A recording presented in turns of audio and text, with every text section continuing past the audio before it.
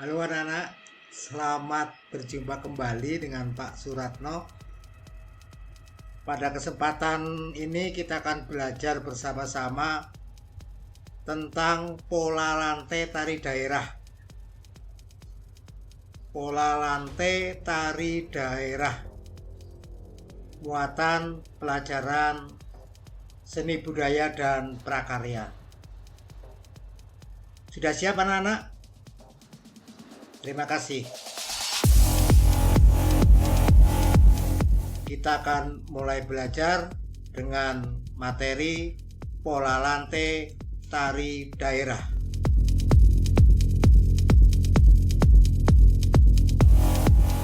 Tari daerah sebenarnya mencerminkan kekhasan budaya daerah tersebut. Penari yang melakukan tarian bisa juga secara perorangan atau sendiri-sendiri, kemudian berpasangan, berdua-dua, ataupun kelompok. Jadi saya ulangi lagi bahwa tarian itu bisa berupa perorangan, berpasangan, maupun kelompok. Pola lantai adalah pola denah yang dilakukan oleh penari dengan melakukan perpindahan, pergerakan, dan pergeseran posisi dalam sebuah ruangan untuk menari.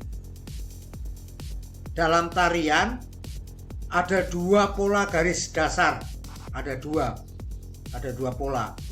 Yang pertama adalah pola garis lurus, dan yang kedua pola garis melengkung. Jadi pada dasarnya ada dua pola pada dasarnya. Namun dengan situasi bertambahnya zaman, pola-pola itu sudah mulai bervariasi.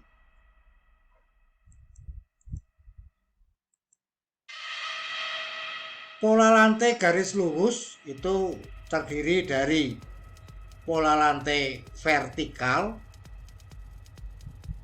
Pola lantai vertikal itu pola di mana seorang penari membentuk garis vertikal, garis yang tegak lurus ke depan ataupun ke belakang dan sebaliknya. Biasanya pola lantai vertikal ini sering digunakan oleh para penari tari klasik. Yang kedua, pola lantai horizontal, ya, horizontal. Biasanya yang sering menggunakan pola lantai horizontal itu penari dari saudara kita Aceh, yaitu penari tari saman. Pola lantai yang ketiga itu pola lantai diagonal. Pola lantai diagonal banyak ditarikan oleh tari Yospan, itu dari Papua, kemudian tari perang dari NTT, kemudian tari lengger itu dari Banyumas. Ya, tari lengger itu seperti calung lah, iringannya seperti calung. Itu tari lengger dari Banyumas. Pola lantai garis melengkung itu baik itu berbentuk lingkaran, ya, bentuknya lingkaran, atau melengkung setengah lingkaran, ataupun sebaliknya. Pola lantai garis melengkung itu biasanya banyak digunakan seperti tari kecak dari Bali, kemudian tari randai dari Minangkabau, tari mak badong dari Toraja. Hal-hal yang harus kita perhatikan di dalam pembuatan pola lantai, di antaranya, satu, bentuk pola lantai itu sendiri, bentuknya. Kemudian maksud dan makna pola lantai. Biasanya setiap pola lantai itu memiliki makna masing-masing. Kemudian juga harus memperhatikan jumlah penarinya. Yang tidak kalah penting juga harus memperhatikan ruangan atau tempat pertunjukannya, panggungnya. Kemudian yang harus diperhatikan juga, yang terakhir, bagaimana gerak tariannya yang akan ditampilkan. Maka harus bisa menyesuaikan berapa luas ruangan atau tempat pertunjukannya, berapa orang penarinya, kemudian pola lantainya seperti apa, gerakannya seperti apa. Jadi harus betul-betul diperhitungkan.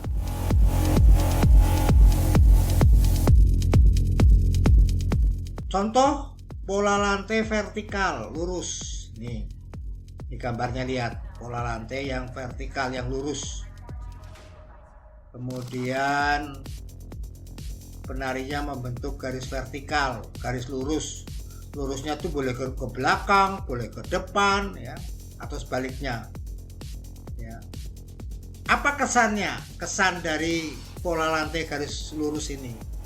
Kesannya adalah kesan sederhana, tetapi kuat. Ya, kesannya sederhana tetapi kuat. Nah, jadi pola lantai vertikal atau garis lurus kesannya sederhana, tetapi kuat. Contoh gambar berikutnya pola lantai diagonal. Pola lantai diagonal nih seperti ini ya. Pola lantai diagonal. Nih. Baik itu melengkung ke depan atau melengkung ke belakang, itu terserah dari bagaimana si pengatur penarinya dalam pembentukan pola lantai diagonal. Ini biasanya ditarikan oleh saudara kita dari Sumatera Selatan, para penari tari gending Sriwijaya.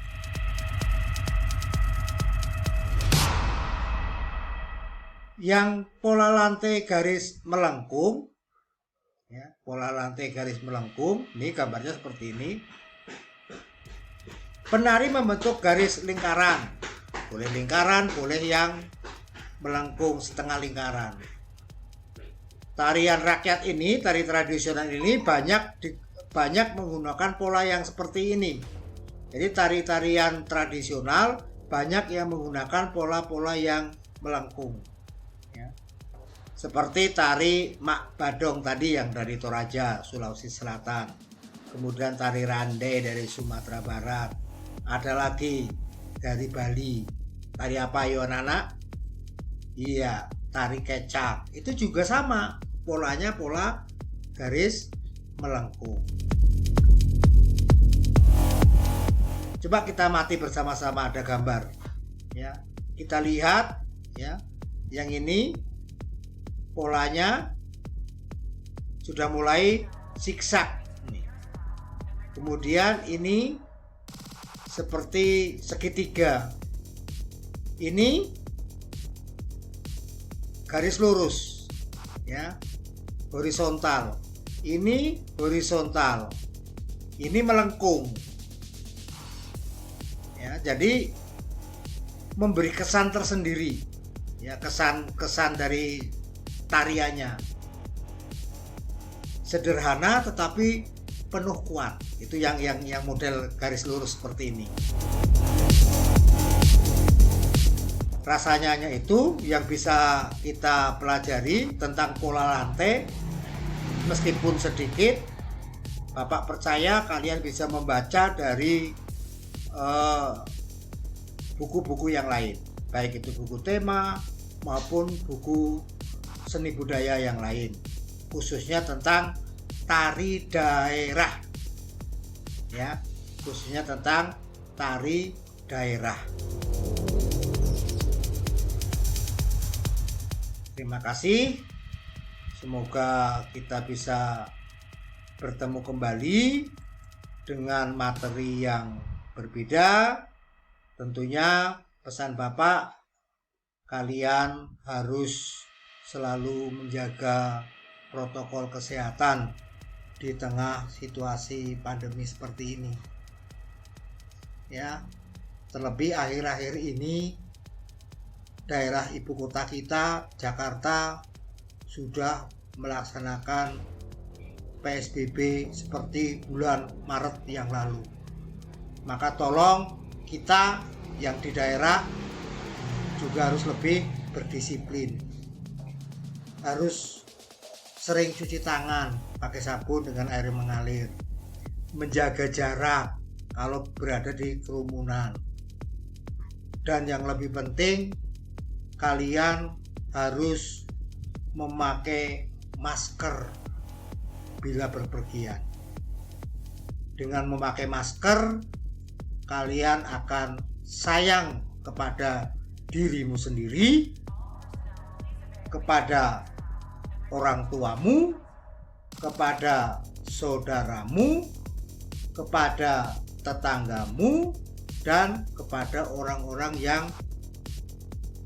kamu temui di tengah perjalanan di luar rumah. Namun yang lebih baik, jangan keluar rumah kalau tidak penting. Terima kasih. Sampai bertemu kembali di materi yang berbeda. Salam.